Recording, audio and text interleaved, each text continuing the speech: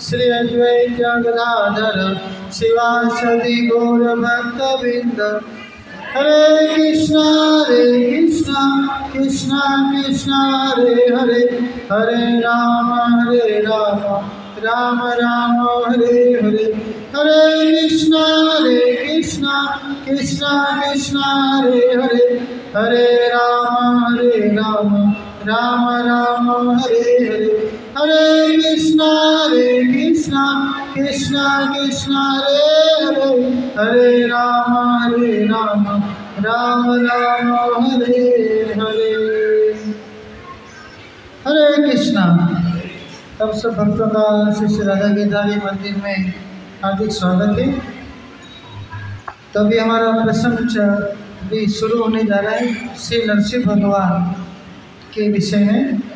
सब जानते हैं कि अभी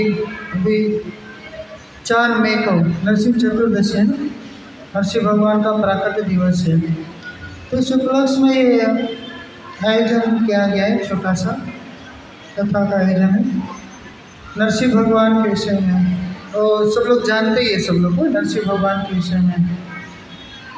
तो नरसिंह भगवान कैसे प्रकट हुए और किसके कारण प्रकट हुए? भगवान नरसिंह का ऐसा स्वरूप जो भगवान ने प्रकट किया, ऐसा क्या कारण था जिसके कारण भगवान कृष्ण को इस प्रकार नरसिंह का रूप धारण करना पड़ा? नरसिंह मतलब आधा नर का और आधा सिंह का, पशु पशु और मनुष्य। सिंह मतलब सर तो सिंह का था और जो नीचे का था वो मनुष्य का था। तो ऐसा क्या कारण था? तो इसके विषय में श्रीमद् भागवत में बहुत सुंदर तरीके से वर्णन सुखदेव गोस्वामी वर्णन करते हैं। महाराज परीक्षित प्रश्न करते हैं और बाद में सुखदेव गोस्वामी के वर्णन में बाद में युधिष्ठिर महाराज का प्रसंग आता है। श्री नारद मुनि और युधिष्ठिर महाराज, नारद मुनि का प्रसंग आता है। तो श्री सुखदेव गोस्वामी कहते हैं परीक्षित महाराज को कि श्री नारद जी की बात को याद करते हुए श्री नारद जी का वर्णन करते हैं। किस प्रकार राजसूय यज्ञ में श्री नारद मुनि जी वक्ता बने थे और श्रोता कौन बने थे? युधिष्ठिर महाराज। युधिष्ठिर महाराज तो प्रश्न युधिष्ठिर महाराज ने भी ऐसा प्रश्न किया था। किसको? श्री नारद जी को। राजसूय यज्ञ में बड़ी सभा थी, बड़ी विशाल सभा थी। राजसूय यज्ञ किया था ना युधिष्ठिर महाराज ने। तो यज्ञ में काफ़ी बड़ा सभा था, बड़े बड़े राजा महाराजा कुछ राजसभा में एकत्र हुए थे और एकत्र होकर वहाँ पे अग्र पूजा के लिए देख रहे थे कि कौन अग्र पूजा के योग्य है। तो भीष्म पितामह ने कहा था कि अग्र पूजा अगर करनी है तो इस संसार में केवल एक व्यक्ति है जिसकी अग्र पूजा की जा सकती है। वो कौन है? द्वारकाधीश श्री कृष्ण। कोई अग्र पूजा के योग्य है। तो उस सभा में केवल एक व्यक्ति था जिसने विरोध किया था, है ना, सब जानते हैं कौन था? शिशुपाल, है ना। एक व्यक्ति था जिसने विरोध किया था कि ये व्यक्ति अग्र पूजा के योग्य नहीं है। एक ही व्यक्ति था, शिशुपाल, बहुत खतरनाक था। तो उसके विषय में युधिष्ठिर महाराज प्रश्न करते हैं कि कितनी बड़ी आश्चर्य की बात है। उस प्रश्न को हम लेंगे। तो युधिष्ठिर महाराज प्रश्न करते हैं, क्या हो अति अद्भुतम एतत् दुर्लभम एकांतिनाम अपि वासुदेवे परे तत्वे प्राप्तिम चेदश्च विदिश। क्या हो, कितनी आश्चर्य की बात है, कितनी आश्चर्य की बात है कि दुर्लभम एकांतिनम अपि वासुदेव परे तत्वे प्राप्तिम चेदश्च विदिश के जो था चैद राजा चेत राजा का पुत्र जो शिशुपाल था, द्वेषी था, ईर्ष्यालु था, भगवान को ईर्ष्या लगता था, द्वेषी था और असुरी प्रवृत्ति का था और उसने बहुत सारे पाप कर्म किए थे उसने। कि ऐसा पापी व्यक्ति, ऐसा ईर्ष्यालु व्यक्ति, भगवान से द्रोह करने वाला, भगवान से ईर्ष्या करने वाला व्यक्ति कि किस प्रकार मुक्ति प्राप्त कर सका, वो भी किसका? भगवान के चरण कमल में, जिसके प्रति उन्होंने अपराध किया था, उसी के चरणों में मुक्ति प्रदान, उसको मुक्ति मिली। अरे ऐसी मुक्ति तो हजारों साल तपस्या करने के बाद भी नहीं मिलती है। बड़े बड़े योगियों को हजारों साल तक तपस्या करने के बाद भी, बड़े बड़े योगियों को, मुनि लोगों को भी ऐसे की मुक्ति प्राप्त नहीं होती। ये असुर को मिल गई। इसने क्या किया था? कितनी आश्चर्य की बात है ना। बड़े बड़े ऋषि मुनि हजारों साल तपस्या करे, जो सब कुछ अपना घर बार छोड़ के जंगल में जाके तपस्या करे, कितना कठिन मेहनत करे, उनको भी मुक्ति नहीं मिलती। और शिशुपाल को मिल गई अचानक, बिना प्रयास के। आश्चर्य की बात है ना। तो युधिष्ठिर महाराज प्रश्न कर रहे कि अरे कितनी आश्चर्य की बात है। एक असुर प्रवृत्ति का व्यक्ति शिशुपाल, जो कि द्वेषी था, ईर्ष्यालु था, उसको मुक्ति मिल गई। और इतना द्वेषी था, वर्णन आता है महाभारत में, तो यहाँ पे युधिष्ठिर महाराज भी कहते हैं यहाँ पे कि शिशुपाल बचपन से द्वेषी था भगवान के प्रति। जब से उसने टोटली बोलने का शुरू किया, टोटली बोली, तब से भगवान को गाली देता था। सोचो, बचपन से ही जब से उसने बोलना शुरू किया, टोटली बोली, तो बचपन से ही वो भगवान को गाली देता था। कृष्ण ऐसा है, छलिया है, कपटी है, चोर है, कितना सारा प्रकार का, क्षत्रिय नहीं है, अरे इसकी कोई जाति पाति का भी विचार नहीं है, पता नहीं किसकी कौन सी जाति है, ये तो अपने आप को क्षत्रिय कहता, लेकिन क्षत्रिय भी नहीं है, ग्वाला था, गाय को चराता था। अरे उसकी माँ को भी उसको पता नहीं है, उसकी माँ कौन है, यशोदा है कि देवकी है, उसका बाप का भी उसको पता नहीं है, वसुदेव है कि नंद बाबा है, उसको कुछ पता नहीं। ऐसा गाली देता था भगवान श्री कृष्ण को बचपन से। शिशुपाल बचपन से ऐसा उनका क्रिया था, आसुरी प्रवृत्ति मनोवृत्ति वाला था, और रात दिन बस कृष्ण को गाली देता था।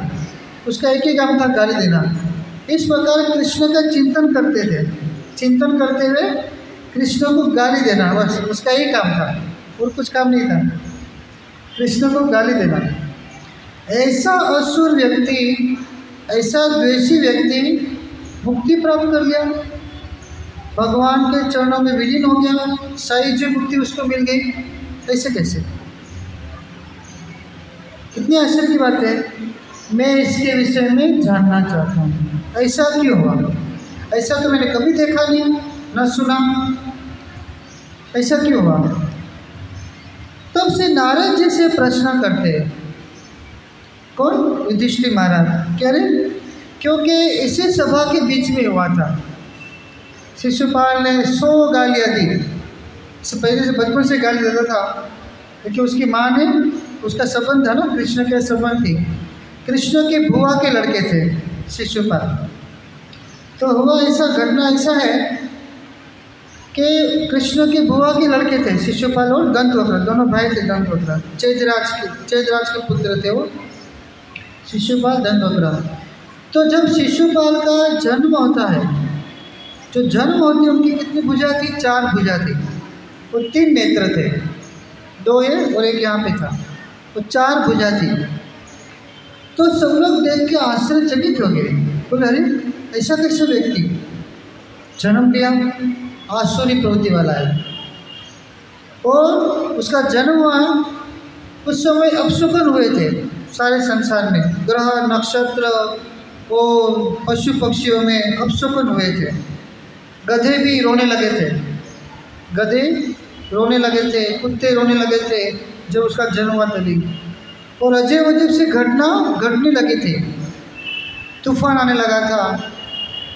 तो इससे पता चला कि ये जो बच्चा इस समय में इसका जन्म हुआ है, मतलब ये बड़ा आसुरी प्रवृत्ति का है, और ये 4 भुजा है और 3 नेत्र है।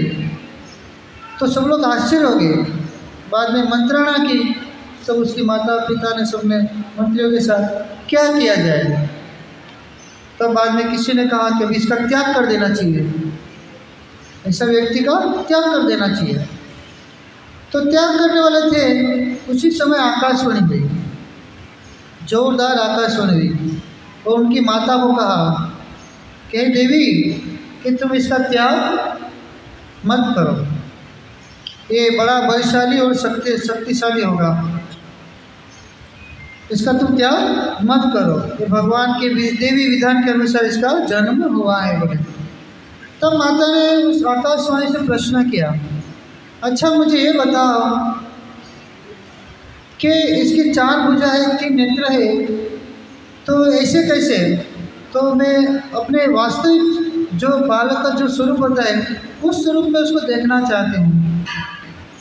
तब आकाशवाणी ने कहा था कि हे देवी, ये बच्चा जिसकी गोद में जाएगा, जिसके भी गोद में जाएगा, और जब उसके 2 हाथ गिर जाएंगे और तीसरा नेत्र अदृश्य हो जाएगा, तब तुम जान लेना इसी के हाथों इसकी मृत्यु होने वाली है, उसी के हाथों उसकी मृत्यु होने वाली है, तब तुम जान लेना। इस प्रकार माता को कहा था। तो माता निश्चिंत हो गई, लालन पालन करने लगी। इस प्रकार देश विदेश में सब जगह पे बात फैल गई कि चेदी राज के पुत्र का तो इस प्रकार जन्म हुआ है, 4 भुजा 3 नेत्र। कितनी आश्चर्य की बात है, ऐसा कोई बालक हुआ तक नहीं हुआ। सारे संसार में बात फैल गई। तो अलग अलग देश के राजा महाराजा देखने के लिए आते थे कि ऐसा कौन सा पुत्र है, ऐसा कौन सा लड़का है, आते थे। और जो शिशुपाल के माता पिता वो भी चाहते थे कि पुत्र को गोद में जाएंगे तो किसके हाथ में इसकी मृत्यु होगी, ये देखना चाहते थे। तो राजा महाराजा सब लगाते थे और दर्शन करते थे। तो ये क्या करता था, राजा माता उनकी गोद में पुत्र को देती थी। तो कई राजा के गोद में दिया, लेकिन किसी के गोद में उसको कुछ हुआ नहीं, नेत्र जो के हाथ अदृश्य नहीं हुए। बोले कौन होगा ऐसा? आखिर में कुछ समय के बाद उनके ही संबंधी भगवान श्री कृष्ण आते हैं। उनका जन्म उत्सव के समय कृष्ण बलराम दोनों पधारते। तो कृष्ण बलराम दोनों आते हैं। बुआ तो थी उनकी, अच्छा स्वागत सत्कार किया, अपने कक्ष में लेके गई, बालक का दर्शन कराया। और कृष्ण ने देखा और बाद में माता ने क्या किया, उस बालक को कृष्ण की गोद में दिया। जो ही कृष्ण के गोद में उस बालक को दिया, उसी समय उनके जो 4 भुजा थी 2 भुजा गिर गई और तीसरा नेत्र अदृश्य हो गया। तब बुआ जान ली कि मेरा पुत्र का जो मृत्यु इसी के हाथ में होगा, कृष्ण के हाथ में होगा। तब वो जान लिया उसने। तब उसने कृष्ण को कहा कि हे कृष्ण, मैं तुम्हारा चरण पड़ती हूँ, मैं तुम्हें तुम मुझे बोले इसको अभय दो, अभय दान दो। बोले मैं जान गए कि इसी तुम्हारे हाथों इसी बालक का मृत्यु होने वाला है, तुम इसको अभय दान दो। तब भगवान श्री कृष्ण ने कहा बुआ को, ठीक है बुआ, मैं तुम्हारे वचन की लाज रखूँगा, मैं इनका 100 अपराध क्षमा करूँगा। कितना? 100 अपराध क्षमा करूँगा, उससे ज़्यादा नहीं, 100 अपराध तक उसका क्षमा कर दूँगा, ये वचन देता हूँ। तो बुआ निश्चित हो गई, ठीक है, इसका अर्थ मतलब ये अपराध करेगा ही नहीं क्योंकि कृष्ण का रिलेटिव है। लेकिन वो क्या जानती थी कि ऐसे बचपन से द्वेषी ऐसा उनका स्वभाव होगा। तो माता राहत मिल गई। तो वही शिशुपाल जो था बचपन से ही कृष्ण से ईर्ष्या करता था, द्वेषी था बचपन से ही। तो उसकी मुक्ति मिल गई उसको। तो अपना राष्ट्रीय यज्ञ में जब यज्ञ हुआ, बड़े बड़े राजा महाराजा को युधिष्ठिर महाराज ने बुलाया, क्योंकि बड़ा यज्ञ था, विशाल यज्ञ का आयोजन था। सारे देश के राजा महाराजा आए, सब लोग आए, शिशुपाल, दंतवक्र, सबका, दुर्योधन को, सबको आमंत्रित किया गया था।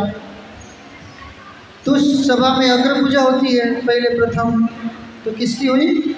विश्व पितामह ने बाद में कहा कृष्ण की होनी चाहिए।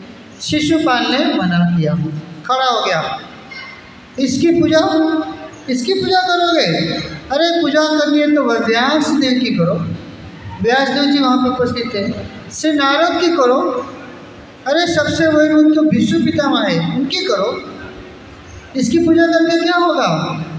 इसकी ना माँ बाप का जाति पाति का विचार, पता नहीं किसका है, कुछ पता नहीं, इसका ग्वाला है, अपने आप को क्षत्रिय करता है, और डरपोक है, जरासंध के डर से समुद्र में घर बनाया, पानी के अंदर घर बनाया। ये तो बड़ा डरपोक है, क्षत्रिय भी नहीं है, इसकी पूजा करोगे? बोले नहीं, इसकी पूजा मत करो। इस प्रकार शिशुपाल ने कहा भरी सभा में। जब कहा भरी सभा में, युधिष्ठिर महाराज तो क्रोधित हो गए, भीम, अर्जुन, नकुल, सहदेव सब लोग बड़े क्रोधित हो गए। विश्व पितामह क्रोधित हो गए, तुम क्या कर रहे हो? बोले इस प्रकार तुम्हारा इतना दुस्साहस? बोले शिशुपाल कहता है पितामह तुम्हारा भी बुद्धि चकरा गई है, तुम भी बूढ़े हो चुके हो, तुम्हारे बाल सफ़ेद हो गए हो, और तुम भी अपने आप को ब्रह्मचारी बोलते हो। बोले तुमने स्त्री का अपहरण करके लेके आया था, है ना? तीन बहन था ना, अंबालिका और अंबिका, तिनका अपहरण करके लेके आए थे काशी राज से। तुम अपहरण करके लेके आए थे स्त्री का, अपने आप को ब्रह्मचारी कहते हो। बोले धिक्कार है तुम पे, विश्व पितामह को भी नहीं छोड़ा। शिशुपाल ने बड़ी सभा में विश्व पितामह का गुस्सा, चाहते तो उसको वहीं पर ढेर कर सकते थे, लेकिन वो जानते थे कि अभी इसका मुक्ति तो कृष्ण को मना किया, चुप रहो सब लोग, शांत रहो, मैंने इसकी माँ को वचन दिया है 100 अपराध उसके क्षमा करूँगा, मैं गिनती कर रहा हूँ, चिंता मत करो। लेकिन भीम, नकुल, सहदेव, अर्जुन को तो रह नहीं पाते थे। भीम ने भी बोल दिया अभी तुमको दिखाता हूँ। इस प्रकार ललकार काफ़ी उसमें में हो गया वहाँ पे बड़ी सभा में। आखिर में बने शिशुपाल के बाद में एक के बाद एक गाली देने लगा, ये तो बोले ये तो लंपट है, क्योंकि जाति का विचार नहीं है, इसका माँ बाप को नहीं, किसको पता, इसको ही पता नहीं है। इस प्रकार बार बार कहने लगा, तो कहने लगा इस प्रकार भगवान गिन गए थे उनके अपराध, इस प्रकार 100 अपराध पूरे हो गए। तब भगवान ने कहा बस, अगर अभी इसके बाद एक भी कहा तो तुम्हारी खेल नहीं। शिशुपाल बोले तो क्या करेगा, क्या बिगाड़ लेगा, अब तक कुछ बिगाड़ेगा, अभी क्या बिगाड़ेगा, भगोड़ा। इस प्रकार बोलने लगा। तब भगवान श्री कृष्ण ने अपना सुदर्शन चक्र चलाया, और सुदर्शन चक्र चला के शिशुपाल के गर्दन डाली। उसी समय भरी सभा में सारे राजा महाराजाओं ने देखा, सब लोग ने देखा। युधिष्ठिर महाराज, नारद जी थे वहाँ पे, व्यास देव जी थे, बड़े बड़े ऋषि मुनि वहाँ पे आए थे। राष्ट्रीय यज्ञ था ना, सारे देश विदेश से ऋषि मुनि बड़े बड़े आए थे वहाँ पे। क्यों आए थे? क्योंकि भगवान श्री कृष्ण का वहाँ पे आगमन होने वाला था, उनका दर्शन करने। युधिष्ठिर महाराज तो थे ही, शक्ति संपन्न थे, भक्त थे, लेकिन कृष्ण भी वहाँ पे थे, तो कृष्ण के दर्शन होंगे। इसके लिए सारे देश विदेश से राजा महाराजा और जंगलों से, सब जगह से ऋषि मुनि भी, बड़े बड़े ऋषि मुनि वहाँ पे पधारे थे। सबके सामने क्या देखा सबने कि शिशुपाल का भगवान ने वध कर दिया। उसी समय उसके शरीर से दिव्य ज्योति निकलती है। दिव्य ज्योति निकलते देखते देखते भगवान के चरण कमल में विलीन हो जाती है। ये दृश्य देख के सबका आश्चर्य हुआ। तब युधिष्ठिर महाराज वहाँ प्रश्न करते, अरे अति अद्भुतम एक दुर्लभम एकांतिना वासुदेव परितत्वे प्राप्ति चैदस्य विधि से। ईश्वर व्यक्ति को मुक्ति मिल गई, ऐसे कैसे? बड़े बड़े लोगों को मिलती नहीं है, तपस्या करने के बाद किसको मिल गई? असुर को। कितना अद्भुत आश्चर्य की बात है। तब युधिष्ठिर महाराज प्रश्न करते हैं। तो प्रश्न के उत्तर में श्री नारद जी बाद में उसका उत्तर देते हैं। तो नारद जी उनको बताते हैं कि निंदन स्तव सत्कार न्यकारार्थम कलेवरम प्रधान परिवराजन अविवेकेन कल्पितम। हे राजन, युधिष्ठिर महाराज, हे राजन, बोले इसमें कोई आश्चर्य की बात नहीं है। भगवान है, भगवान को कोई निंदा करे या भगवान की कोई स्तुति करे या भगवान की कोई सत्कार करे या उनका कोई तिरस्कार करे, भगवान होने के कारण उनको कुछ फर्क नहीं पड़ता। कृष्ण को कोई फर्क, मान करे, अपमान करो, ईर्ष्या करो, द्वेष करो, कृष्ण को कोई फर्क नहीं पड़ता। क्यों? क्योंकि वो इस भौतिक देह से परे है। सच्चिदानंद में उनका दिव्य शरीर है, भौतिक नहीं है। एक फर्क पड़ता है किसको? जिसका शरीर भौतिक है, जो तीनों गुणों के अधीन है। आदि 3 गुण भौतिक है ना, सत्वगुण, रजोगुण, तमोगुण, तीनों गुणों के अधीन है, जो भौतिक जगत में है, जिनका भौतिक शरीर है, उनको फर्क पड़ता है। लेकिन भगवान को कोई फर्क नहीं पड़ता।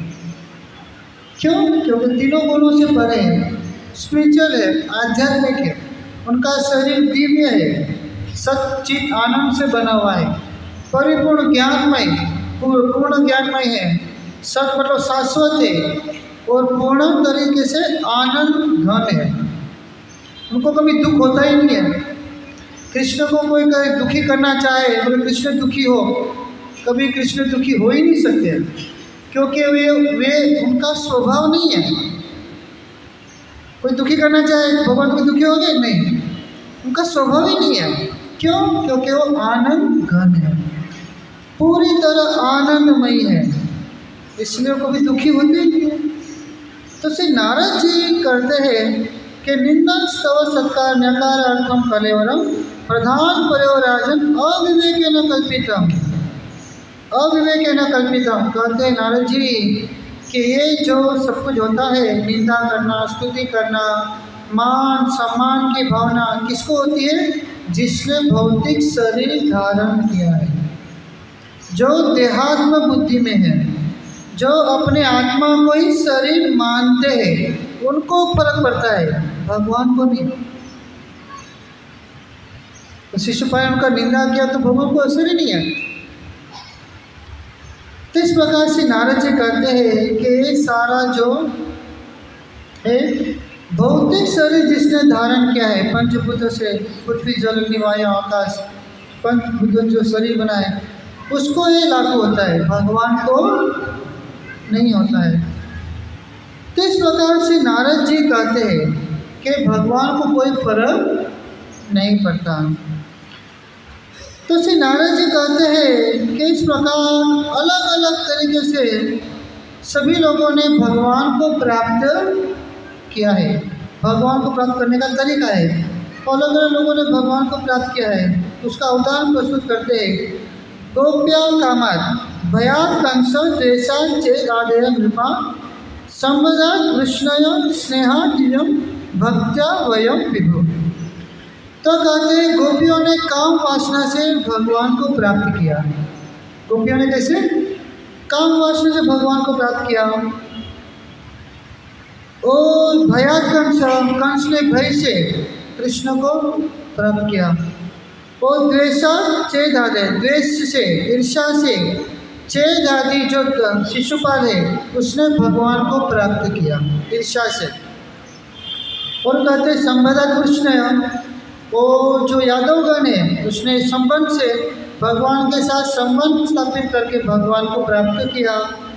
और स्नेहा युयम और 5 पांडव तुम सब ने स्नेह करके भगवान से प्रेम करके भगवान को प्राप्त किया। और कहते हैं भक्त्या वयम विभु, और हम जैसे भक्त ने भक्ति करके भगवान को प्राप्त किया। कैसे? तो श्री प्रभुपाद जी तात्पर्य में कहते हैं कि गोपिया कामान, कि गोपियों ने भगवान को प्राप्त करने की कामना थी, उनकी वासना थी भगवान को प्राप्त करने की, लेकिन उसकी वासनाएं जो थी अलग थी। तो भौतिक जगत की जो विषय वासना होती ऐसी नहीं थी, उनकी वासना कैसी थी? आध्यात्मिक था। उसमें केवल एक ही था कि मेरे प्रियतम कृष्ण कैसे प्रसन्न हो, बस भगवान को प्रसन्न करने की वासना। इसके लिए गोपियाँ भगवान को प्रेम करती थी, वो वासना थी। तो इस प्रकार एक प्रकार से देखा जाता है कि भगवान श्री कृष्ण एक है, वो कितनी सारी गोपियाँ हैं, तो भगवान ने कितने लोगों के साथ संबंध बनाया। तो एक प्रकार से देखा जाए तो ठीक नहीं है, लेकिन दूसरी तरीके से देखें आध्यात्मिक दृष्टि से तो ठीक है, क्योंकि सारी की सारी गोपियाँ क्या है? भगवान की नित्य पार्षद है, नित्य सखी उनकी, है ना, गोपियाँ सारी। तो भगवान को चाहे किसी भाव से भगवान को प्रेम करो, तो भगवान उस प्रेम को स्वीकार करते हैं।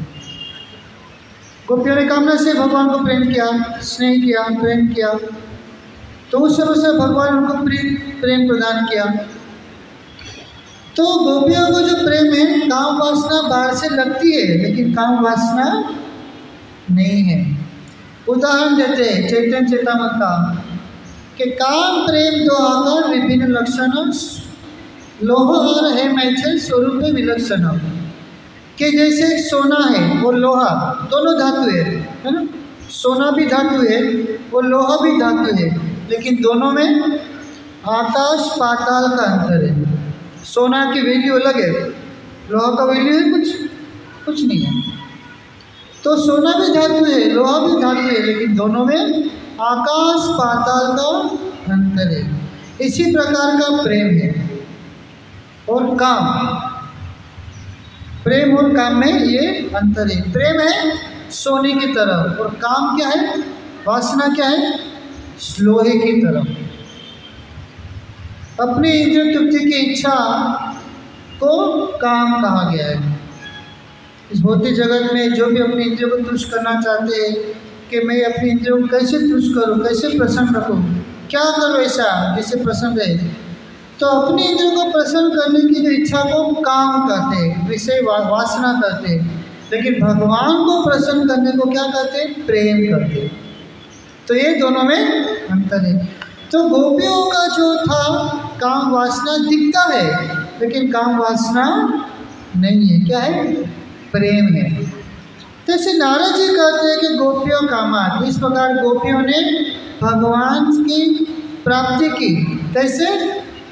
कामनाओं से। इसी प्रकार कंस ने भी प्राप्ति की, कैसे प्राप्ति की? भय से। भयात कंस, हमेशा कंस भयभीत रहता था, है ना, रात दिन सोचता था। क्यों? उसको सूचना मिल गई थी उनकी इष्ट देवी से कि तुझे मारने वाला काल जन्म ले चुका है, मुझे मारने से क्या होगा। तो रात दिन चिंता में रहता था कंस, रात दिन, कि इसको कृष्ण को कैसे मारूं, और मारने के लिए तरीका भी सोचता था, वो करता भी था, अलग अलग असुरों को भेजता था, प्रयास भी करता था, लेकिन प्रयास में विफल। फिर दूसरे असुर, तीसरे असुर पे बार बार भेजता रहता था। इस प्रकार कंस भय से कृष्ण को याद करता था, लेकिन कृष्ण को। तो इसके वही बात बता रहे हैं नारद जी, किस प्रकार अलग अलग लोगों ने भगवान को प्राप्त किया। गोपियों ने प्रेम से, कामनाओं से, और भयात कंस ने कैसे प्राप्त किया? भगवान के चरण कमलों को भय से। रात दिन चिंतन करता था। ऐसा चिंतन तो भक्तों को भी नहीं होता है। माला करने के बाद होता है? नहीं होता है। कितने साल तक माला करते हैं, रगड़ जाती है, माला भी टूट जाती है, रगड़ के मोती भी छोटा हो जाता है, इतना रगड़ते हैं, लेकिन फिर भी चिंतन होता है। भगवान को चिंतन होता है? नहीं। फिर से वही दिन में काम धंधे में, वही संसारी बातें, वही संसारी कार्य, वही संसार में वापिस रत बच जाते। 2 घंटा माला किया, बाद में दर्शन किया, बाद में वापिस वही संसार। पता है चिंतन नहीं, लेकिन कंस का चिंतन था, रात दिन सोचता था। हालांकि था भय के कारण कि ये मेरा काल है, लेकिन था तो चिंतन ना, वो भी किसका? भगवान का था। तो भगवान के साथ संबंध होने के कारण उसकी मुक्ति हो गई। तो भगवान के संपर्क में एना केना प्रकार है ना, मनो कृष्ण निवेश है। किसी न किसी प्रकार से अगर मन भगवान में लगता है, किसी न किसी प्रकार से, तो भगवान के चरण में उसकी मुक्ति होनी ही होनी है। प्रेम नहीं मिलेगा लेकिन मुक्ति हो जाएगी। 5 प्रकार के ना, सानिध्य, सारूप्य, सानिध्य, सामीप्य और सालोक्य और साष्टी, 5 प्रकार की मुक्ति है। उसमें सायुज्य मतलब भगवान में मिल जाना, भगवान में मिल जाना, उसको सायुज्य मुक्ति कहते हैं। भगवान के समीप रहना, सामीप्य मुक्ति कहते हैं। भगवान के लोक में रहना, उसको सालोक्य मुक्ति कहते हैं। भगवान जैसा ऐश्वर्य प्राप्त करना, उसको साष्टी मुक्ति कहते हैं। इस प्रकार अलग अलग प्रकार की मुक्ति है। तो सबसे छोटी है सायुज्य, तो भगवान में विलीन हो जाना। तो बोले भयात कंस, तो कंस ने भी भगवान को प्राप्त किया। तो आगे कहते हैं देशों चेद आदय नृपा, अलग अलग राजाओं ने भगवान से ईर्षा करके मुक्ति प्राप्त की। उसमें से एक था शिशुपाल। रात दिन चिंता करता था, ईर्षा करता था, गालियाँ देते रहता था, लेकिन किसको देता था? कृष्ण को। सुबह उठा नहीं कि गाली दी नहीं, रात को सोया नहीं तो गाली दी नहीं, उठते सोते समय रात दिन उसका खाना खाते समय, बैठते समय, घूमते समय, किधर भी जाएगा कृष्ण को गाली देगा ही देगा। उसके बिना उसको चैन नहीं मिलता था। ऐसा शिशुपाल का वर्णन उसमें आता है। ये दशा थी शिशुपाल की। तो था ईर्षा के कारण, लेकिन चिंतन किसका था? कृष्ण का। भगवान था, भगवान तो परिपूर्ण है।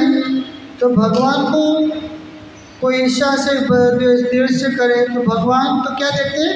उसका भाव देखते हैं कि चलो किसी न किसी प्रकार से मेरी शरण में आया है, मेरा चिंतन कर रहा है, मेरा नाम तो ले रहा है, भले कालिया कहे, चोर कहे, है ना, लेकिन नाम तो ले रहा है मेरा। तो भगवान क्या देखते हैं? भगवान उसका अनुकूल भाव स्वीकार करते हैं, उसका गुणों को देखते हैं, अवगुणों को नहीं। देखिए व्यक्ति में कितने सारे अवगुण हैं। अवगुण देखा जाए, सोचेंगे ना एक जगह पर बैठ के हम लोग शांति से, तो पता चलेगा कि हम में केवल अवगुण ही अवगुण है ना, गुण है ही नहीं। देखा जाए ईर्षा, द्वेष, है ना, कामनाओं से भरपूर, इच्छाओं से भरपूर, कितना सारा है ना। इच्छा कितनी सारी है, पूरी होती नहीं है। कितनी सारी कामनाएं हैं, कितना करो प्रयास करो पूरा करने का, पूरा ही नहीं होता है ना। होता है कभी किसी का हुआ? नहीं हुआ, है ना। कितना इच्छा करते हैं, पूरा नहीं होता है। कितनी कामना करते हैं, पूरी होती नहीं है ना। कितना सारा करते हैं हम लोग, पूरा होता ही नहीं है ना। तो किसी का पूरा हुआ भी नहीं है। तो भगवान क्या देखते हैं? गुण देखते हैं कि चलो इसमें कितने सारे अवगुण हैं, लेकिन एक तो गुण है कि मेरा चिंतन तो कर रहा है, मन में मेरा चिंतन कर रहा है, भले गालियाँ देकर करता है लेकिन मेरा चिंतन तो कर रहा है। तो श्री नारद जी कहते हैं कि इस प्रकार द्वेष से शिशुपाल ने मुक्ति प्राप्त की। और कहते हैं संबंधा कृष्णया, इस प्रकार यदुवंशियों ने भगवान से संबंध स्थापित करके भगवान के चरण कमल को प्राप्त किया। और कहते हैं स्नेहाद्रियम, और पांडव तुम लोग ने प्रेम करके भगवान को प्राप्त किया। इस प्रकार हम सब लोग भक्तों ने भी भगवान की भक्ति करके भगवान को प्राप्त किया या कर रहे। इस प्रकार नारद जी उनको बताते युधिष्ठिर महाराज को। इस प्रकार बताते हैं युधिष्ठिर को। तब से नारद जी बताते कि मातृस्वस्त्रश्च चैत्यो दंत वक्रश्च पांडव पार्षद प्रवर विष्णु विप्र सापात पदच्युत। तब शिशुपाल के विषय में बताते हैं कि शिशुपाल कौन था, क्योंकि युधिष्ठिर ने प्रश्न किया कि शिशुपाल इतना द्वेषी था, ईर्ष्यालु था, तो भगवान के चरण कमल में उसको मुक्ति कैसे मिल गई। कितना अद्भुत है, कितनी आश्चर्य की बात है, ऐसा तो मैंने सुना नहीं। इसके विषय में मैं जानना चाहता हूँ, कृपा करके मुझे बताओ। तो नारद जी तो त्रिकालदर्शी है, तो जानते हैं कि नारद जी के पास सारे प्रश्नों का उत्तर है, वो बताएंगे।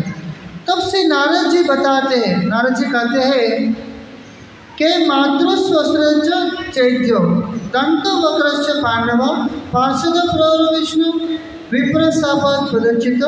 नारद जी कहते हैं कि ये तुम्हारे मौसी के पुत्र, युधिष्ठिर को कहते हैं तुम्हारे मौसी, युधिष्ठिर की मौसी ना, युधिष्ठिर की भी बुआ उनकी माँ थी ना, उनकी माँ की बहन हुई ना, बराबर ना, उनकी माता की बहन हुई, कुंती महारानी की बहन। तो 5 पांडवों का भी संबंध था शिशुपाल से। तो कहते हैं कि तुम्हारी माता की तुम्हारी जो मौसी के 2 पुत्र शिशुपाल तथा दंतवक्र जो है, दंतवक्र वो पहले क्या थे, पार्षद थे। क्या थे, पार्षद। पार्षद प्रवर विष्णु, और किसके पार्षद थे, भगवान विष्णु के पार्षद थे, वैकुंठ धाम के पार्षद थे। नाम क्या था, जय विजय, जय विजय नाम के पार्षद थे। विप्र सापात पदच्युत, तो फिर उसका पतन कैसे हुआ, विप्र सापात पदच्युत। विप्र ब्राह्मण के शाप के कारण वो अपने पद से नीचे गिर गए। तो जो जय विजय है भगवान के मुख्य पार्षद थे। इस प्रकार वैकुंठ लोक में 7 द्वार है, 7 गेट है, अलग अलग द्वार पे अलग अलग द्वारपाल है, अलग अलग जगह पे अलग अलग द्वारपाल है।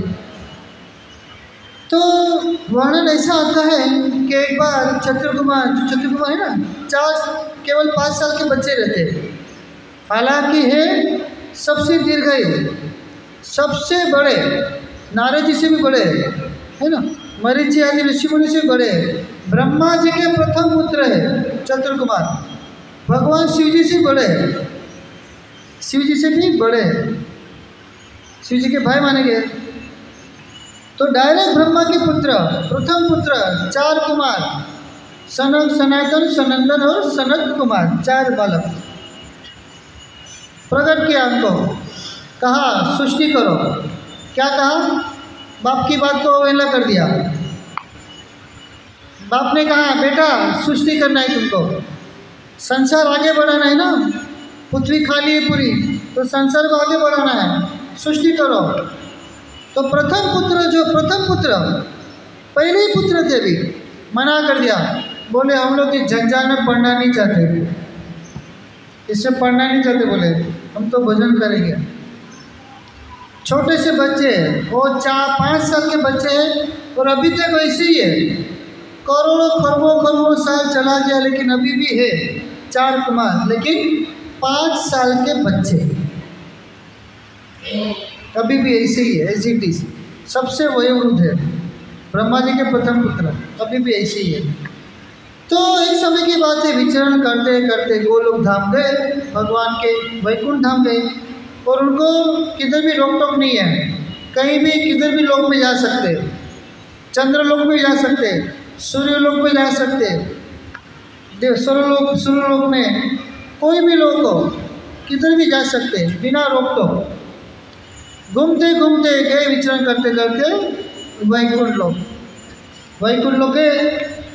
तो पहले द्वारपालों ने कोई रोका नहीं, 7 गेट है ना उसके, तो पहले के 6 गेट एक के बाद एक चले गए, कोई रोका नहीं। 7वां गेट आया, अंतिम गेट, तभी जय विजय नाम के वहाँ पे खड़े, द्वार पर खड़े थे, रोक दिया। बोले अरे इतने छोटे छोटे बच्चे और नग्न अवस्था में कहाँ से, पता नहीं कहाँ से आगे, बोले रोक दिया, तुम अंदर जा नहीं सकते। चतुर कुमार बोले अरे आज तक ऐसा हुआ नहीं है, पूरा हिस्ट्री में आज तक ऐसा हुआ नहीं है, तुमने हमको रोका। जय विजय बोला अंदर जा नहीं सकते, भगवान का परमिशन नहीं है, अभी भगवान विश्राम कर रहे, देवी पार्वती लक्ष्मी के साथ विश्राम कर रहे, बोले अभी जा नहीं सकते, बोले बिना परमिशन के। चतुर कुमार को आया गुस्सा, बोला अरे तुम्हारा इतना दुस्साहस, आज तक कभी ऐसा हुआ नहीं है और तुम हमको रोक रहे, बोले दोनों में तुम में हो गई। जय विजय बोले नहीं कुछ भी कहो लेकिन जाने नहीं देंगे, बिना बेधड़म नंगे होके इधर जा रहे, बोले चलो हटो यहाँ से, बोले भगाने का प्रयास किया। चतुर कुमार थे, तो शक्ति संपन्न थे बच्चे, लेकिन ये जय विजय जानते नहीं थे उनको, उनकी शक्ति को पहचान नहीं पाए, तो जान नहीं पाए। चतुर कुमार को आया गुस्सा, तो उन्होंने श्राप दिया, इस प्रकार तुम्हारा इतना दुस्साहस, तुम हमको भगवान को दर्शन करने के लिए हमको रोक रहे हो, बोले आया गुस्सा, तुरंत श्राप दे दिया, इस प्रकार तुम वैकुंठ लोक में रहने के अधिकारी नहीं हो, क्योंकि वैकुंठ लोक में कोई रजोगुण तमोगुण नहीं है, वहाँ पे केवल शुद्ध सत्व है। लेकिन तुम वैकुंठ लोक में रह के इस प्रकार क्रोध कर रहे हो, क्योंकि हम क्रोध करने योग्य नहीं, हमने कुछ किया भी नहीं, हम तो केवल भगवान के पास जाना चाहते हैं, लेकिन तुमने इस प्रकार क्रोध किया, तुम वैकुंठ लोक में रहने के योग्य नहीं हो, इस प्रकार तुम्हारा असुर स्वभाव है, असुर जैसा स्वभाव है, जाओ मैं तुम्हें श्राप देता हूँ, तुम असुर बन जाओ। चतुर कुमार ने श्राप दे दिया, जय विजय को श्राप दे दिया। जब श्राप दे दिया तो एकदम सब हिलने लगा सारा लोग, भगवान को पता चल गया, भगवान आए जोड़े जोड़े, भगवान ने देखा यहाँ तो तू में हो रहा है यहाँ पे, तो भगवान आए तो द्वारपाल ने प्रणाम किया और चतुर कुमार ने प्रणाम किया। तब कहा द्वारपालों ने भगवान को किस प्रकार, देखो प्रभु जी, प्रभु के इस प्रकार बिना परमिशन के अंदर आ रहे थे, हमने रोक दिया, हमने तो कुछ कहा नहीं ज़्यादा कुछ, लेकिन इस प्रकार हमको श्राप दिया, बोले। भगवान ने कहा ठीक है अभी श्राप तो दे दिया है तो विफल तो नहीं हो सकता है, लेकिन इसकी अवधि कम कर दो। चतुर कुमार को कहा इसकी अवधि समय कम कर दो, तो ठीक है बोले 3 जन्म उसके असुर योनि में हो गए, 3 जन्म के बाद में दोबारा ये अपने स्थान पे वापस आ जाएंगे। तब जय विजय रोने लगे वहाँ पे और भगवान से चरणों में गिर गए और प्रार्थना करने लगे भगवान से कि ऐसा कैसे प्रभु, हम तो आपकी निस्वार्थ सेवा कर रहे हैं, हमारी कोई गलती नहीं है, ऐसा कैसा हमको श्राप मिला, बोले क्या कारण है। तब भगवान कहते हैं, तो ऐसे आचार्य लोग उसमें कहते हैं, तो भगवान कहते हैं कि मुझे युद्ध करने की इच्छा हुई, लड़ाई करने की इच्छा हुई, तो मैं किसके साथ करूं, कोई ऐसा बराबरी का होना चाहिए ना कुश्ती करने वाला, तभी तो मज़ा आएगा कुश्ती करने का, नहीं तो कैसे मज़ा आएगा। अगर किसी को एक मुक्के में गिरा देंगे तो लड़ाई करने का मज़ा भी नहीं आएगा। किसी को एक मारा गिर गया, अरे यार क्या लड़ाई करने का आया लेकिन गिर गया, अभी किससे लड़ाई करूँ, बोले। तो भगवान को इच्छा हुई लड़ाई करने के लिए, तो भगवान ने कहा भाई किसके साथ लड़ाई करूँ, कैसे बराबरी का व्यक्ति चाहिए ना, इसीलिए सारा योजना बनाया गया लड़ाई करने के लिए। तब भगवान ने कहा कि जय विजय तुम मेरे प्रमुख द्वारपाल हो, तुम मुझे बड़े प्रिय हो, तो और कोई नहीं, अभी तो मैं ही तुम्हारा सहार करूँगा और तुम्हारे 3 जन्म होंगे, लेकिन इस 3 जन्म में मैं स्वयं आऊँगा, प्रकट होऊंगा और तुम्हारे साथ युद्ध करूँगा और तुम्हारा सहार करूँगा, तुमको मुक्ति प्रदान करूँगा मैं स्वयं। और तुम हालांकि असुर योनि में जाओगे, लेकिन वो असुर योनि में भी तुमको हमेशा मेरा चिंतन बना रहेगा, हर समय तुम मेरा चिंतन करते रहोगे असुर योनि के बाद भी। तो भगवान ने आशीर्वाद दिया था। तब जय विजय जाना तो नहीं चाहते थे, लेकिन ठीक है चलो भगवान की इच्छा, तो जो भक्त होता है, चाहे भगवान ने इच्छा क्या है, भगवान ने इच्छा क्या है, भगवान इस कार्य से प्रसन्न है, तो भगवान की प्रसन्नता के लिए मैं कुछ भी कार्य करने में आगे हो, बोले कोई भी कार्य हो, बोले चलो ठीक है मैं करूँगा, भगवान प्रसन्न है ना, बस उसका एक मात्र इच्छा होता है कि मैं कोई भी कार्य करूं लेकिन भगवान प्रसन्न होने चाहिए, बस एक ही उद्देश्य होता है भक्त का। तो जय विजय का ये उद्देश्य था कि चलो भगवान प्रसन्न हो गए, बस कि भगवान प्रसन्न हो गए, उससे बड़ा क्या चाहिए मुझे, ठीक है भगवान प्रसन्न हो गए तो मैं असुर बोलने को भी मैं तैयार हूँ। इस प्रकार जय विजय नाम के जो द्वारपाल है, जय श्री राधे भगवान की, तो जय विजय नाम के द्वारपाल है वो इस पृथ्वी लोक में आए और असुर बने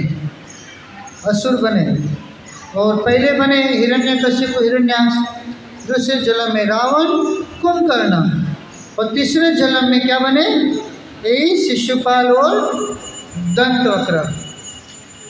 तो इस प्रकार नारद जी उनके प्रश्न का उत्तर देते हैं युधिष्ठिर महाराज को कि पार्षद प्रवर विष्णु विप्र सापत पदच्युतम। इस प्रकार ये भगवान विष्णु के पार्षद थे और ये ब्राह्मण के हिसाब से उनका इस प्रकार पतन होता है। और यही था शिशुपाल और दंतवक्र जो भगवान के मुख्य पार्षद है, इसलिए उनकी मुक्ति हुई है। इस प्रकार श्री नारद जी ने उनका प्रश्न का उत्तर दिया। तो युधिष्ठिर महाराज ने दूसरा प्रश्न किया और एक प्रश्न किया कि अरे किम दशकश्यवा सापो हरिदास अभिमर्शद अश्रद्धे इवा अभाति हरे कांति नाम भव।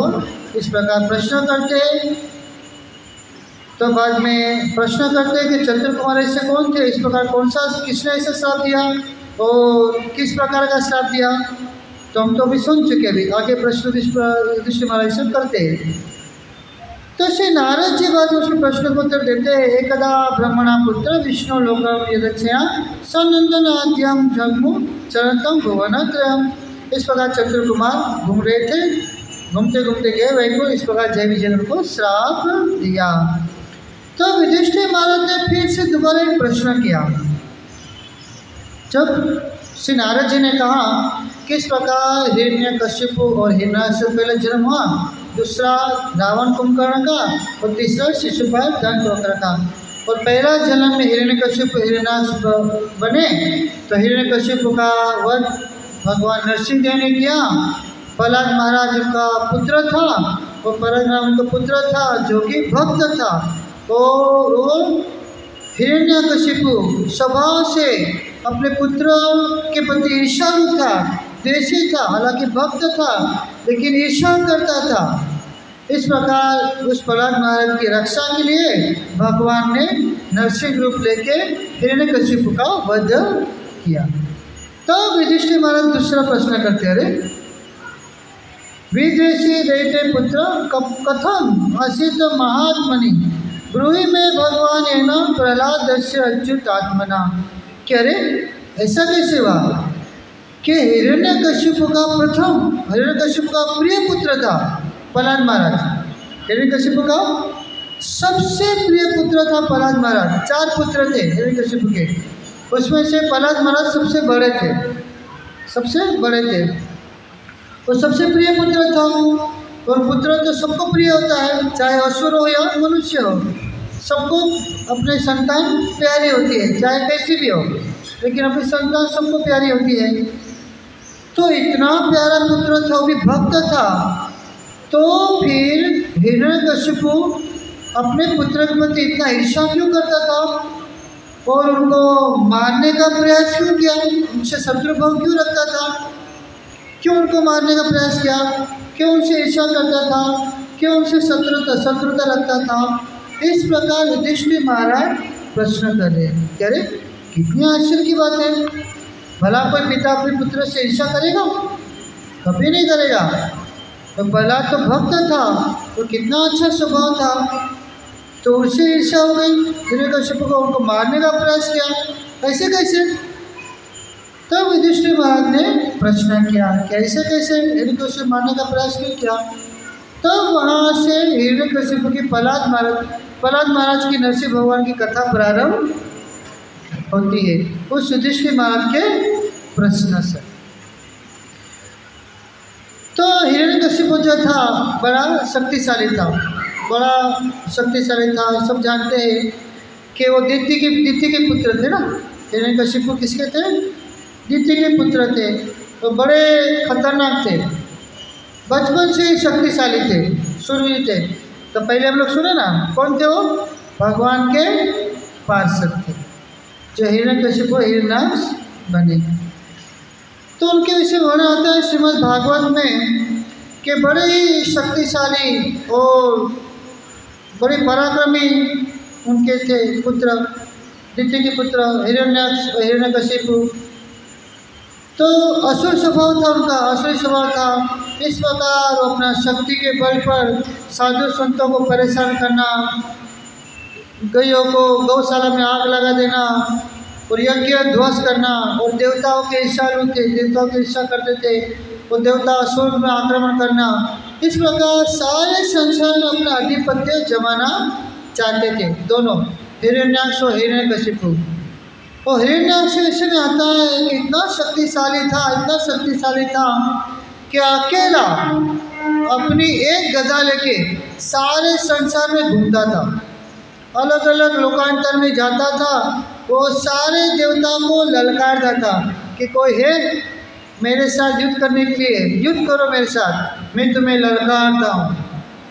खुलेआम अकेला, सेना भी नहीं, अकेला गदा लेके जाता था, सारे देवताओं को ललकारता था कि सब लोग मैं अकेला, मुझसे युद्ध करो। तो इतना शक्तिशाली था हिरण्याक्ष कि उसके डर के मारे इतना शक्ति संपन्न था कि सब लोग उससे डरते थे। और डर के मारे देवता लोग, वो जहाँ जाता था देवता लोग अपना घर बार भी छोड़ देते थे, घर से भाग जाते थे। हिरण्याक्ष जाता था ना, घर भी छोड़ देते थे, घर से भाग जाते थे। इस प्रकार स्वर्ग लोग में उसने आधिपत्य जमा लिया।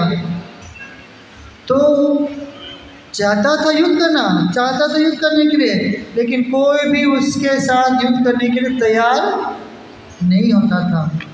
तो उनको वो दुख था, केवल स्वर्ग प्राप्ति कर लिया, लोगों पे विजय प्राप्त कर लिया, उसको सुख नहीं था। उसको दुख क्या था? वो तो प्राप्त हुआ, लेकिन उसको सुख नहीं मिला उसको। क्यों? क्योंकि उसको युद्ध करना था, ऐसा पराक्रम शक्तिशाली के साथ युद्ध करना था जो मेरी युद्ध की इच्छा को पूरा कर सके, ऐसा व्यक्ति से युद्ध करना था। इस प्रकार अलग अलग लोगों में घूमता था, लेकिन जहाँ जाता था तो सारे लोग सारे देवी देवता लोग अपने अपने घरों को छोड़ के भाग जाते थे। इस प्रकार हिरण्याक्ष निराश हो जाता था। इस प्रकार घूमता घूमता वरुण लोक में गया, वरुण देव को ललकारा, मुझसे युद्ध करो, तुम, मैंने सुना तुम बड़े शक्तिशाली हो। वरुण देवता ने कहा, देखो मैं तुमसे युद्ध करना, मेरा युद्ध करने का मूड नहीं है अभी, नहीं मुझसे युद्ध करो। बोले मैं तुमसे युद्ध करना चाहता हूँ। एक योद्धा व्यक्ति अगर किसी योद्धा व्यक्ति को ललकारता है तो उसको चाहिए कि उसका इच्छा को पूरा करे। तुम कैसे योद्धा हो, धिक्कार है तुम पे। लेकिन फिर भी वरुण देव कुछ कहा नहीं, बोले इसकी शक्ति बड़ी चढ़ी है, इसकी युद्ध करूँगा तो मैं परास्त हो जाऊंगा। तब वरुण देव कहते कह रहे तुमको युद्ध करना है ना, ठीक है, तुम नारद जी से सलाह मशवरा करो, नारद जी तुमको बताएंगे। वो सब जगह भी घूमते रहते हैं ना, उनको पता है तुमसे युद्ध करने वाला ऐसा कौन पराक्रमी जो शक्तिशाली व्यक्ति कौन मिलेगा जिससे तुम युद्ध कर सकते हो, जो तुम्हारी युद्ध की इच्छा को पूरा कर सकेगा। तो नारद जी बता सकते हैं। तब गया, घूमते घूमते से नारद जी मिले, नारद जी को प्रणाम किया। देवर्षि नारद से पूछा, हे देवर्षि नारद, बताओ कि सारे संसार में मैं घूम के आया, लेकिन मुझे ऐसा कोई भी शूरवीर, कोई भी ऐसा पराक्रम व्यक्ति नहीं मिला जिसके साथ मैं युद्ध कर सकूं। सब के सब कायर निकले, जहाँ जहाँ गया सब लोग भाग गए, सब लोग कायर। बोले मैं ऐसा पराक्रम व्यक्ति चाहता हूँ जिसके साथ मैं युद्ध कर सकूँ। नारद जी बताओ, आप जानते हो सब जगह में घूमते हो। तब नारद जी ने देखा कि बेटा जो है इसको बड़ी खुजली हो रही है युद्ध करने के लिए, अभी इसकी इच्छा पूरी करनी है पड़ेगी अभी। बोले तब नारद जी ने देखा कि इसका समय भी निकट आ गया है। तो हिरण्याक्ष ने कहा तुमसे एक व्यक्ति है जो युद्ध कर सकता है, वो है स्वयं भगवान विष्णु।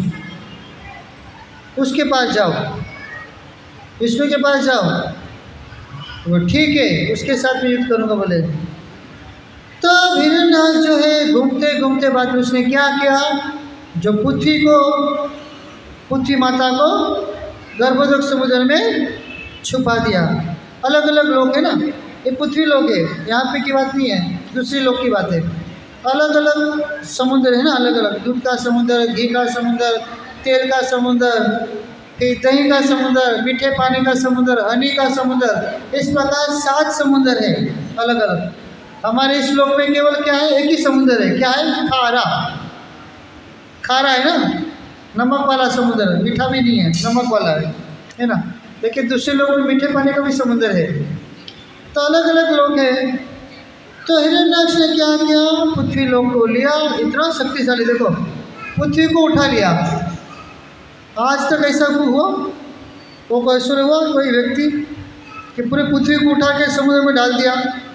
कितना शक्तिशाली होगा, सोचो कितना बड़ा होगा उसका शरीर, उसका कद कितना बड़ा होगा। सारी पृथ्वी को अपने हाथों में उठा लिया और उठा के क्या किया, गर्भोदक समुद्र में उसने उसको छुपा दिया वहाँ पे। तब पृथ्वी माता त्राही हो गई, ब्रह्म देवता लोग त्राही हो गए, सब लोग भगवान के पास गए, ब्रह्मा जी के लेके भगवान के पास गए। भगवान बोले ठीक है मुझे भी आना पड़ेगा।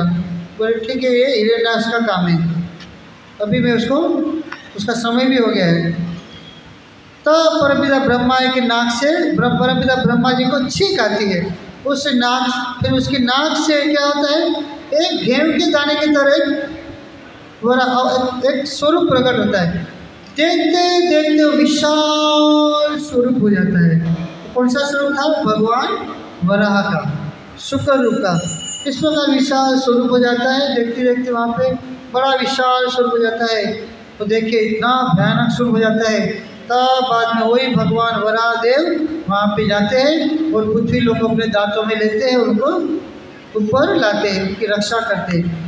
तब हिरण्याक्ष देखता है कि अरे किसने मेरी पृथ्वी देवी को चुराया है, मेरी संपत्ति है, मैंने इस पे अधिकार किया है, इसको किसने चुराया है, दुष्ट कपटी कौन है, बोले चोर कौन है, इस प्रकार ललकारता था, कौन है। तब देखा कि अजीब प्रकार का पशु है, मनुष्य का है और गर्दन पशु की है, अजीब प्रकार का प्राणी है।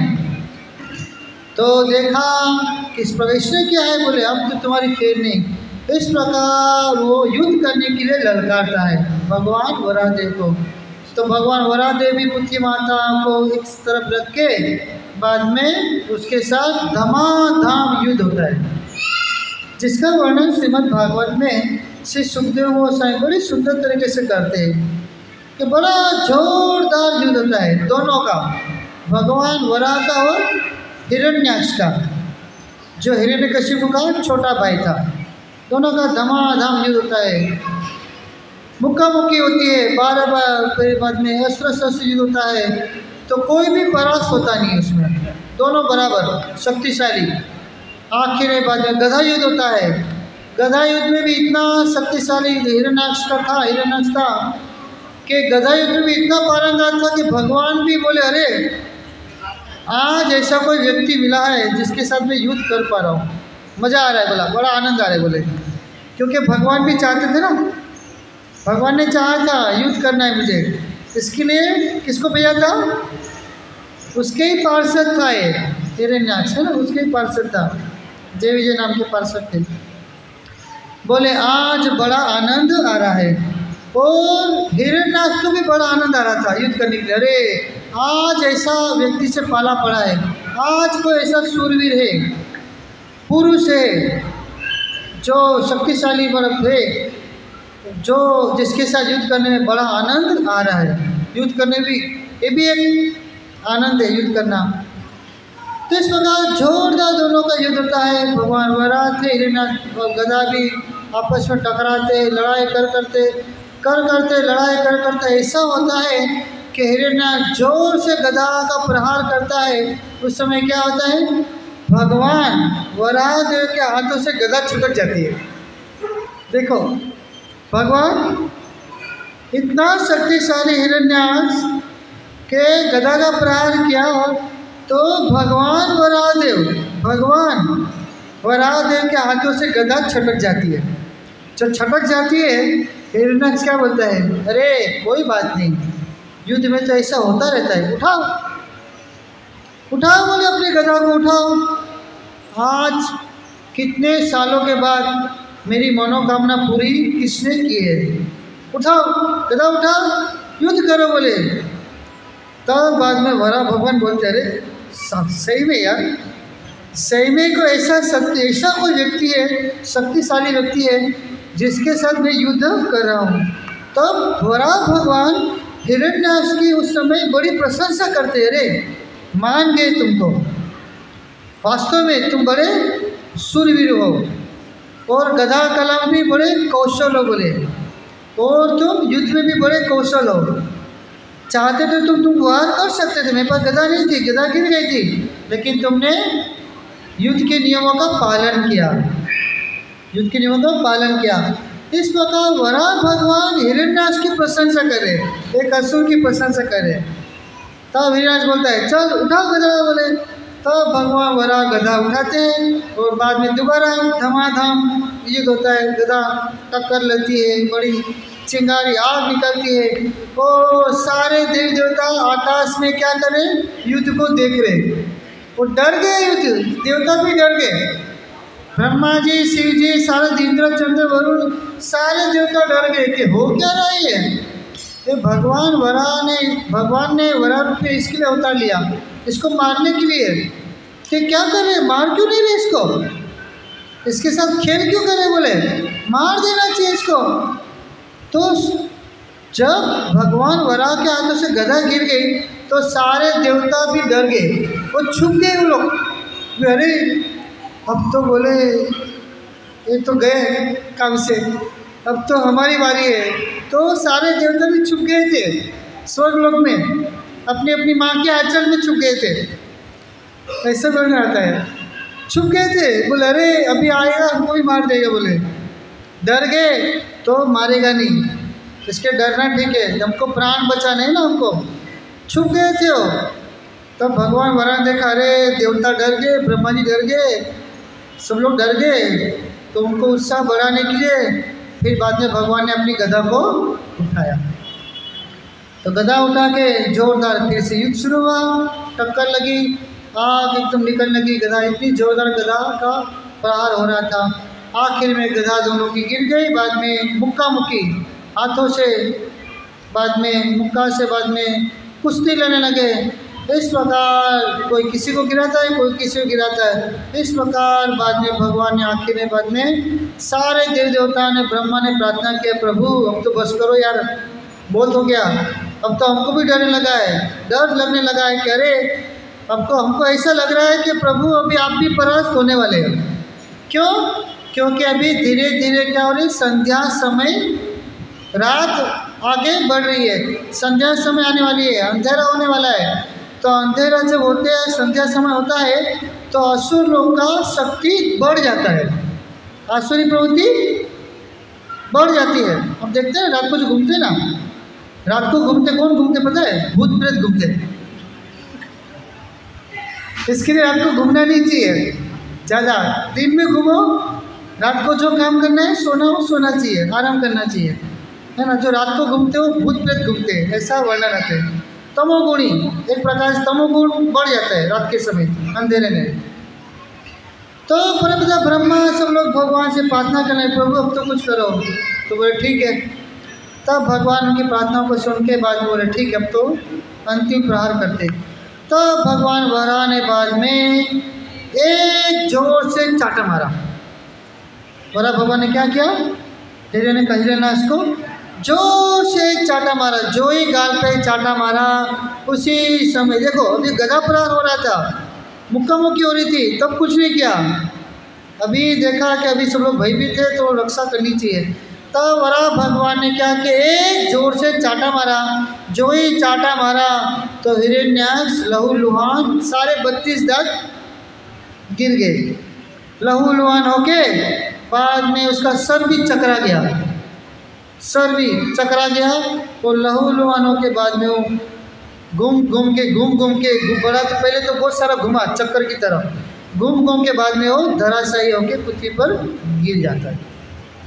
तब बाद में सारे देवी देवता भगवान वराह की स्तुति करते हैं, उनकी प्रार्थना करते हैं कि अच्छा वो आपने मार दिया, अन्यथा इसने कितना आतंक फैला दिया था। बोले अभी एक बाकी है, अभी तो 2 थे, अभी एक बाकी है।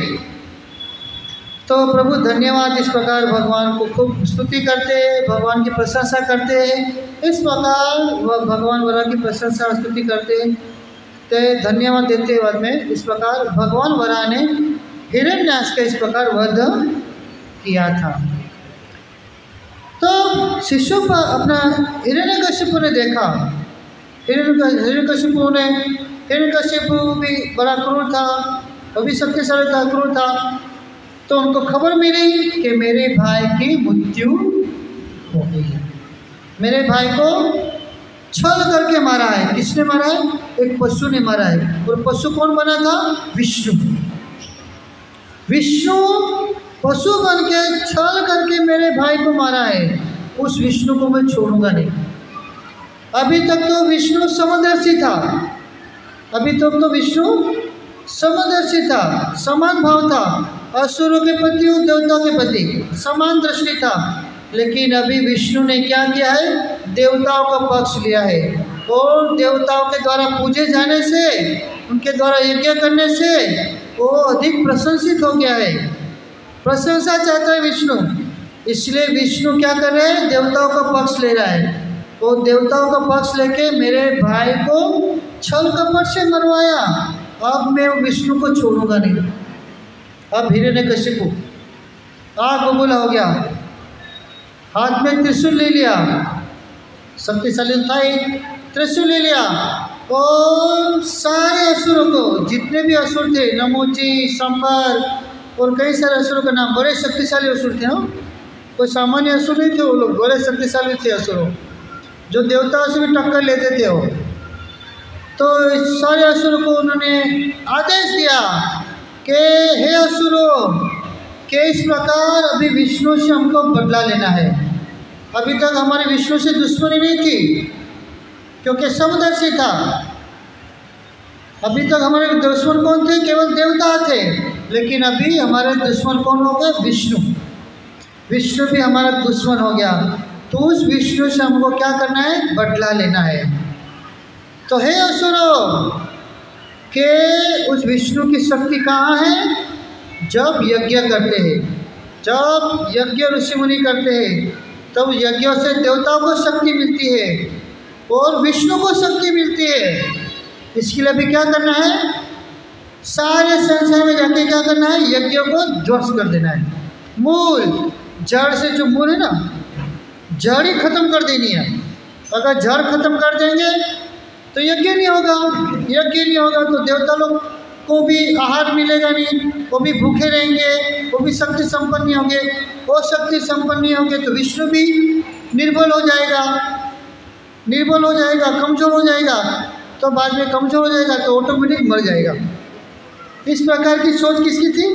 हिरण्यकशिपु की। हाँ, ऐसा था नहीं, लेकिन ऐसा सोच रहा था। और इस प्रकार सारे असुरों को हिरण्यकशिपु ने आदेश दिया कि जाओ, सारे संसार में जहाँ जहाँ ऋषि मुनि हैं और जहाँ जहाँ यज्ञ हो रहे, उस सारे यज्ञों को ध्वंस कर दो। और वहाँ पे केवल एक ही भगवान है सारे संसार में। अगर वो भी भगवान कौन है? हिरण्यकशिपु। ओम हिरण्यकशिपु नमः। जो हिरण्यकशिपु का भजन करेगा, जो भक्ति करेगा, उसको सुरक्षा मिलेगी, उसको कोई मारेगा नहीं। अगर कोई विष्णु का भजन करेगा, यज्ञ करेगा, देवता को यज्ञ करेगा, उसको क्या करना? मार देना। तो यहाँ का भगवान केवल एक ही है, कौन? हिरण्यकशिपु। इस प्रकार घोषित कर दिया।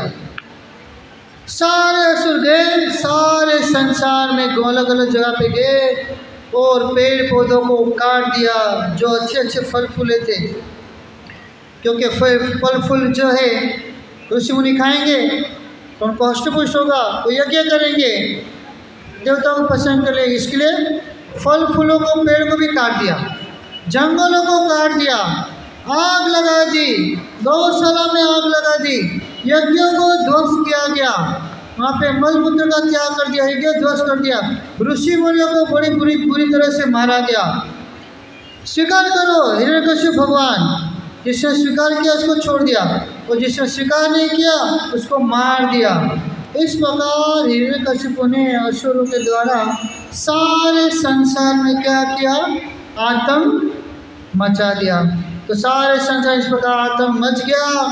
तो सारे देवता लोग बाद में जब यज्ञ नहीं हुआ, यज्ञ अनुष्ठान नहीं हुआ, तो सारे देवता लोग क्या किए? देवता लोग जो थे कमजोर होने लगे। उनको भोजन कौन मिलेगा? देवता को भोजन क्या है? जब यज्ञ करते ना, तो यज्ञ से देवता को भोजन मिलता है, तो उससे देवता लोग प्रसन्न होते हैं उस यज्ञ से।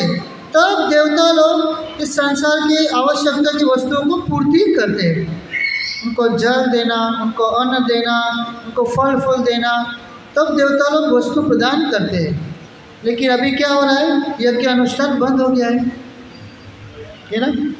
कभी भी बारिश होती है, कभी भी तूफान आता है, कभी भी प्रलय होता है ना? कभी भी सुनामी आती है और कभी भी बीमारी आती है, प्लेग है ना? प्लेग आया, अभी सबको अनुभव हो गया, कोरोना ने सबके ऊपर करुणा कर दी है ना? 2 साल लॉकडाउन कर दिया, घर पे बैठो। अभी तक कितना काम धंधा करे थे ना, अभी आराम करो 2 साल। सबके ऊपर करुणा बरसा दी कोरोना ने, है ना? करुणा। तो सारे उत्पाद आए, इसलिए सारे उत्पाद जो मच रहे, इसका कारण क्या है? सारे संसार में यज्ञ अनुष्ठान करना बंद हो चुका है। कोई देव देवता की उपासना नहीं करता, कोई यज्ञ नहीं करता, केवल किसमें पचे है? संसार में, अपने ही परिवार में, संसार में रचे पचे।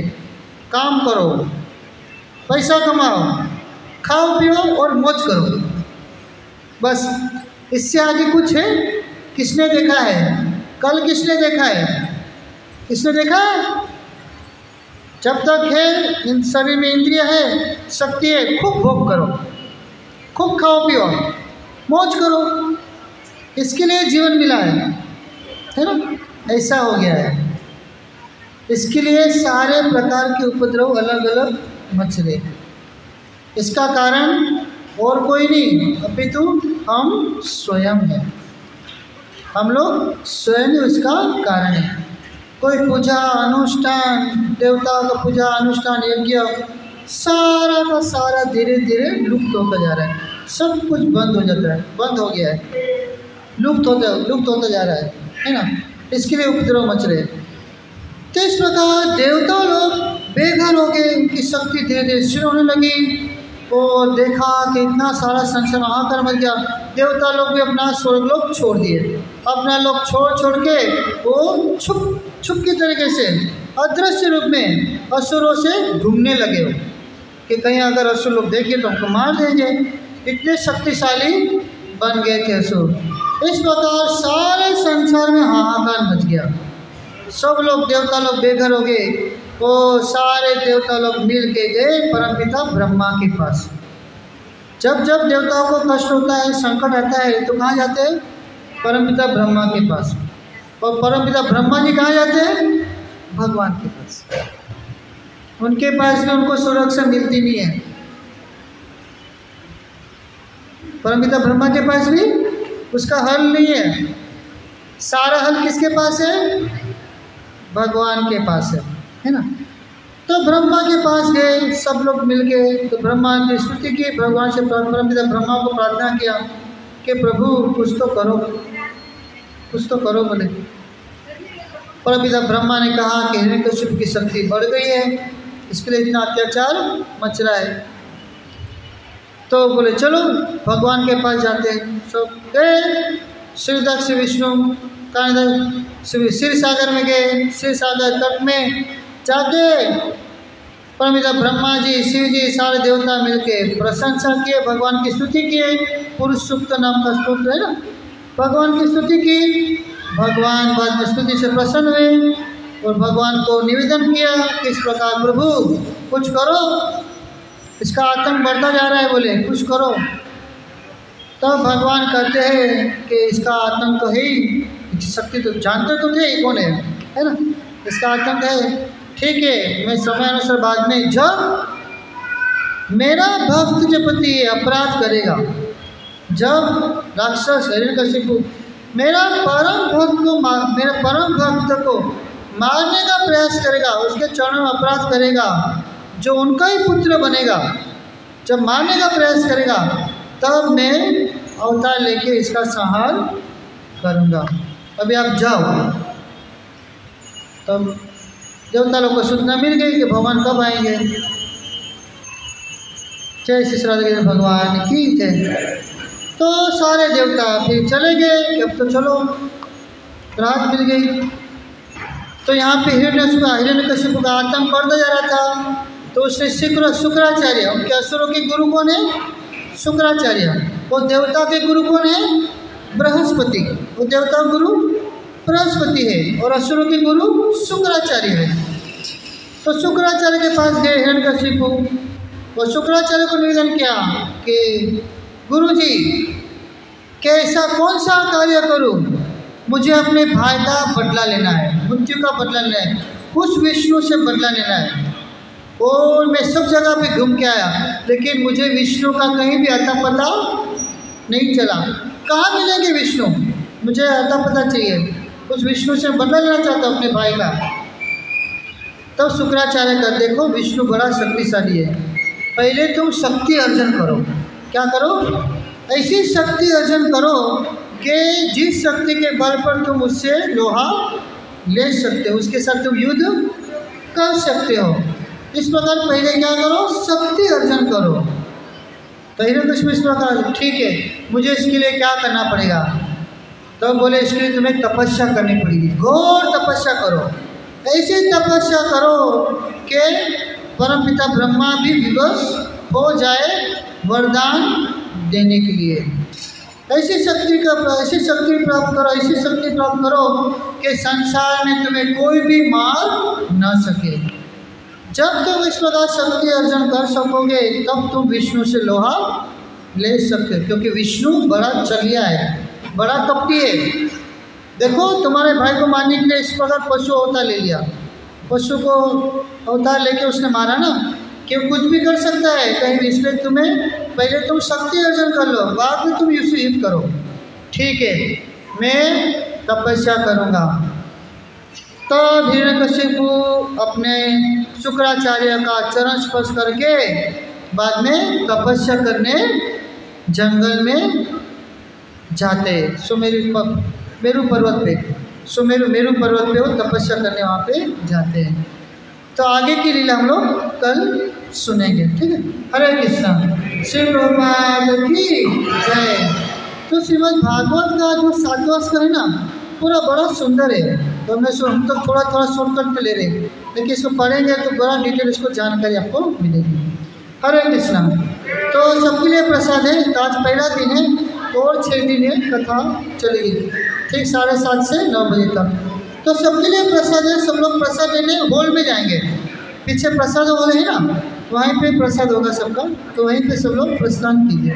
हरे कृष्णा।